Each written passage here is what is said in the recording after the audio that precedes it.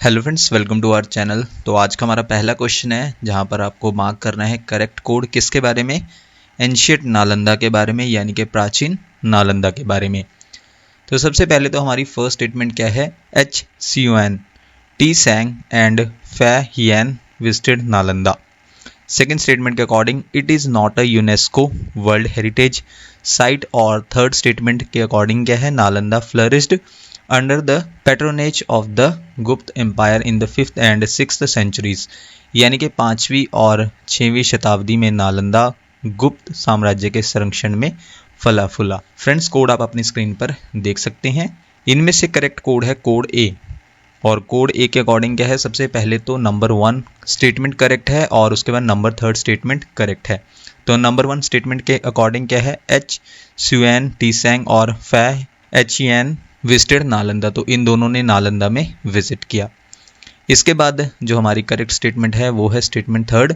इसके अकॉर्डिंग क्या था कि 5वीं और 6वीं शताब्दी यानी कि 5th and 6th सेंचुरीज में नालंदा जो है वो गुप्त साम्राज्य, गुप्त एम्पायर के संरक्षण में जो है फला फूला यानी कि फ्लरिश्ड हुआ। इसके अलावा फ्रेंड्स जो हमारी इनकरेक्ट स्टेटमेंट थी वो थी स्टेटमेंट 2 और इसके अकॉर्डिंग क्या था कि Nalanda is not a UNESCO world heritage site. तो ये स्टेटमेंट इनकरेक्ट है क्योंकि नालंदा जो है वो यूनेस्को वर्ल्ड हेरिटेज साइट है।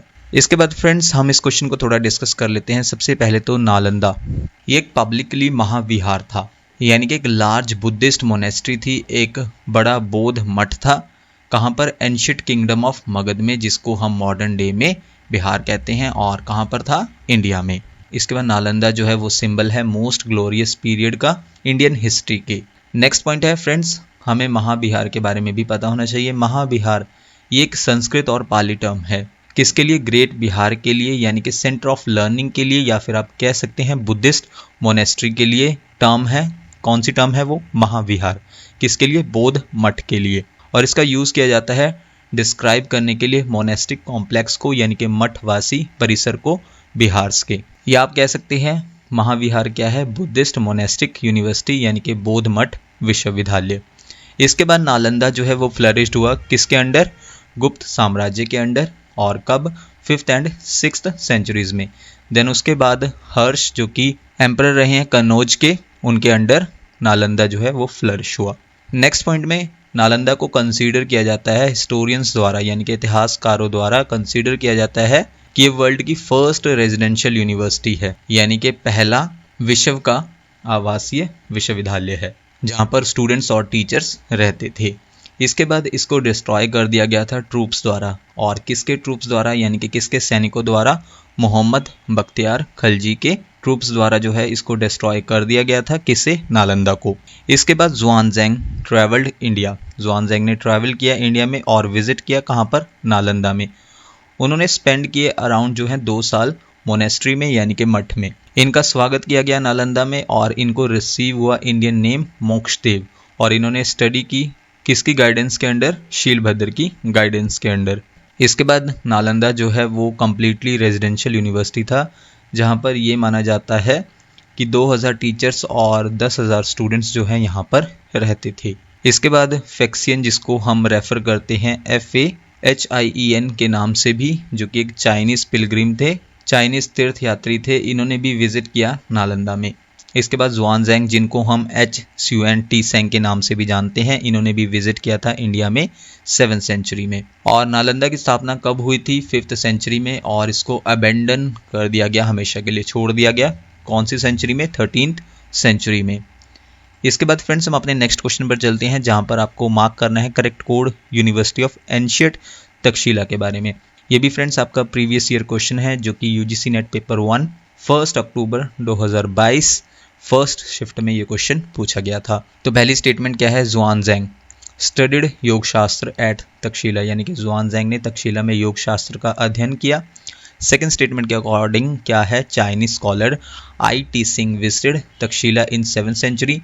थर्ड स्टेटमेंट क्या कहती है कि रिनोन्ड फिजिशियन है एंशिएंट इंडिया के जीवक, उन्होंने स्टडी किया यहाँ पर, कहाँ पर, एंशिएंट तक्षशिला में। और फोर्थ स्टेटमेंट के अकॉर्डिंग क्या है, इंडियन ग्रामेरियन है पर्णी, और उन्होंने भी स्टडी किया है यहाँ पर, अध्ययन किया है कहाँ पर, एंशिएंट तक्षशिला में।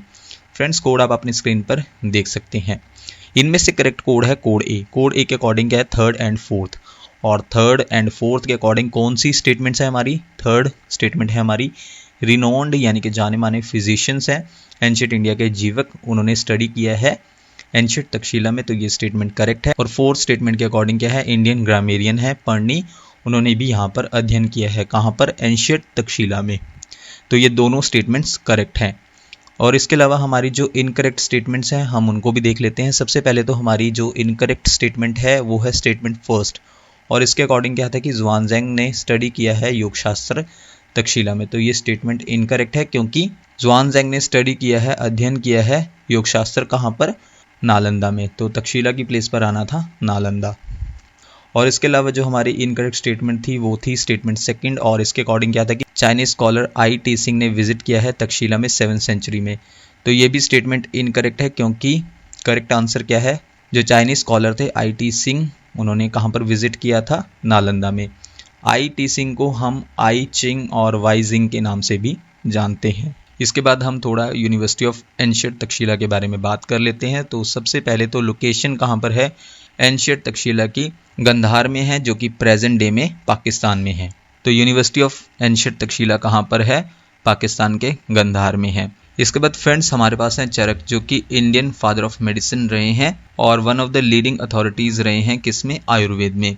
इनके बारे में भी ये कहा जाता है कि इन्होंने भी स्टडी की है कहाँ पर, तक्षशिला में, और यहीं पर उन्होंने प्रैक्टिस भी की है। इसके बाद जो पर्णी थे वो एक ग्रामेरियन थे एंशिएंट इंडिया में। पर्णी को कंसीडर किया जाता है फर्स्ट डिस्क्रिप्टिव लिंग्विस्ट, और इनको लेबल दिया जाता है किसका, द फादर ऑफ लिंग्विस्टिक्स का, किन्हें, पर्णी को। इसके अलावा जो पर्णी हैं उनको उनके टेक्स्ट अष्टाध्यायी के लिए जाना जाता है। इंडियन ग्रामेरियन पर्णी ने भी तक्षशिला में स्टडी की है। इसके बाद हमारे पास हैं जीवक, जो कोर्ट डॉक्टर रहे हैं कहाँ पर, राजगृह में, और पर्सनल डॉक्टर भी थे किसके, बुद्ध के। जहाँ पर फ्रेंड्स राजगीर, इसका क्या मतलब है, द सिटी ऑफ किंग्स। ये एक हिस्टोरिक टाउन है, कहाँ पर, बिहार के नालंदा डिस्ट्रिक्ट में। तो यहाँ पर जो है जीवक वो डॉक्टर रहे थे, और ये एक जाने माने फिजिशियन थे एंशिएंट इंडिया में, और जीवक ने भी स्टडी किया है तक्षशिला में। इसके बाद जो है जीवक वो पर्सनल फिजिशियन भी रहे थे किसके, बुद्ध के, और संस्कृत में जिसको कहा जाता है वैद्य। और साथ ही साथ ये किसके पर्सनल फिजिशियन भी रहे थे, इंडियन किंग बिंबिसार के।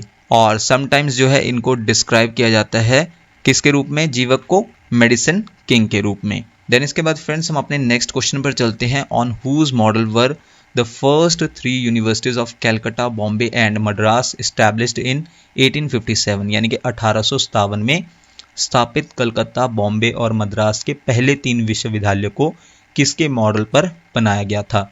ये फ्रेंड्स आपका क्वेश्चन पूछा गया था यूजीसी नेट पेपर 1 8 अक्टूबर 2022 सेकेंड शिफ्ट में। तो इनमें से वो मॉडल था option D, university of London. University of London के मॉडल पर पहली 3 यूनिवर्सिटीज़ को इस्टेब्लिश किया गया था, और वो कौन सी पहली 3 यूनिवर्सिटीज़ थी, university of Calcutta, university of Bombay और यूनिवर्सिटी ऑफ मद्रास। और कब किया गया था इनको इस्टेब्लिश, 1857 में। इसके अलावा फ्रेंड्स एक एडिशनल पॉइंट भी है, इंग्लिश हायर एजुकेशन इंडिया में कहा जाता है कि इसकी शुरुआत हुई किसके इस्टेब्लिशमेंट के साथ, हिंदू कॉलेज के इस्टेब्लिशमेंट के साथ। किसकी शुरुआत हुई थी, इंग्लिश हायर एजुकेशन की, कहाँ पर, भारत में। और हिंदू कॉलेज इसको कहाँ पर इस्टेब्लिश किया गया था, कैलकाटा में किया गया था 1817 में। और इसके अलावा ये फर्स्ट यूरोपियनाइज्ड यानी कि यूरोपीकृत इंस्टीट्यूशन था हायर लर्निंग का एशिया में। तो फ्रेंड्स इस पॉइंट से आपका एक और क्वेश्चन क्लियर हो जाता है कि वो कौन सा यूरोपियनाइज्ड इंस्टीट्यूशन है हायर लर्निंग का एशिया में, तो वो है हिंदू कॉलेज इन कैलकाटा इन 1817। इसके बाद हमारा नेक्स्ट क्वेश्चन है, what does the symbol CC signify. और ये भी आपका क्वेश्चन पूछा गया था यूजीसी नेट पेपर फर्स्ट 8 अक्टूबर 2022 सेकेंड शिफ्ट में। तो सिंबल CC सिग्निफाई इनमें से ऑप्शन डी, क्रिएटिव कॉमन्स। तो creative commons in short CC ये एक अमेरिकन नॉन प्रॉफिट ऑर्गेनाइजेशन है, और साथ ही साथ इंटरनेशनल नेटवर्क है जो डिवोटेड है, समर्पित है किसके लिए, एजुकेशनल एक्सेस के लिए, यानी कि शैक्षिक पहुंच के लिए समर्पित है। इसके बाद ये ऑर्गेनाइजेशन रिलीज करती है सेवरल यानी कि कई कॉपीराइट लाइसेंसेस को जो है रिलीज करती है, जिनको हम जानते हैं क्रिएटिव कॉमन्स लाइसेंस के रूप में। और फ्री ऑफ चार्ज होते हैं ये किसके लिए, पब्लिक के लिए, यानी कि पब्लिक से कोई भी चार्ज नहीं किया जाता है इसके लिए।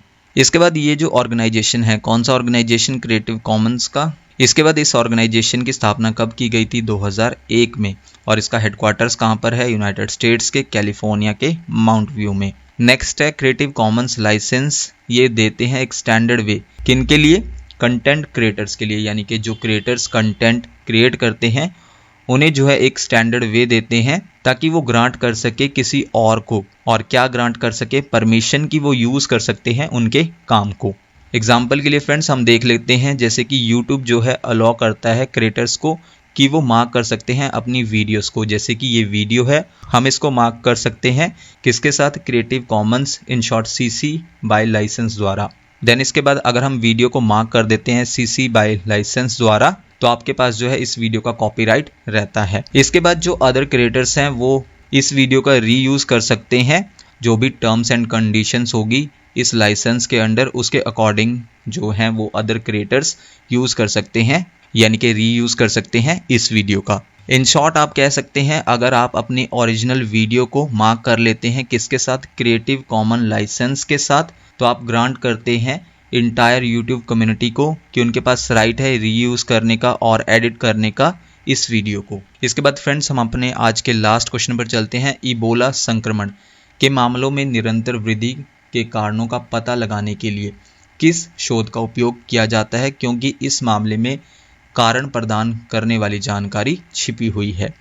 यानी कि friends which research is used to find out the reasons for the continuous increase of cases of Ebola infection, because in this case the information providing reasons is hidden। तो फ्रेंड्स इबोला संक्रमण के मामलों में निरंतर वृद्धि के कारणों का पता लगाने के लिए इनमें से वो शोध है जिसका यूज़ किया जाता है ऑप्शन बी, एक्सप्लोरेटरी रिसर्च। क्योंकि इस केस में क्या है, जो इन्फॉर्मेशन प्रोवाइडिंग रीजंस हैं, यानी कि इस मामले में कारण प्रदान करने वाली जानकारी हिडन है, छिपी हुई है। जहाँ पर फ्रेंड्स एक्सप्लोरेटरी रिसर्च ये एक मेथोडोलॉजी अप्रोच है जो इन्वेस्टिगेट करती है रिसर्च क्वेश्चंस को, और कौन से रिसर्च क्वेश्चंस को इन्वेस्टिगेट करती है, जिनको प्रीवियसली जो है यानी कि पहले स्टडी नहीं किया गया है डेप्थ में, यानी कि गहराई में अध्ययन नहीं किया गया है।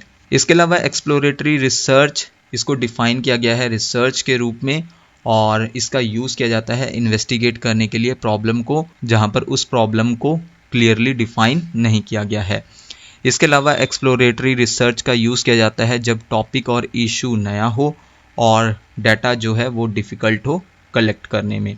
तो फ्रेंड्स ये थी हमारी आज की वीडियो जिसमें जो है हमने कुछ MCQs को डिस्कस किया। नेक्स्ट वीडियो फ्रेंड्स आपको जल्दी चैनल पर मिल जाएगी। So thank you friends for watching this video.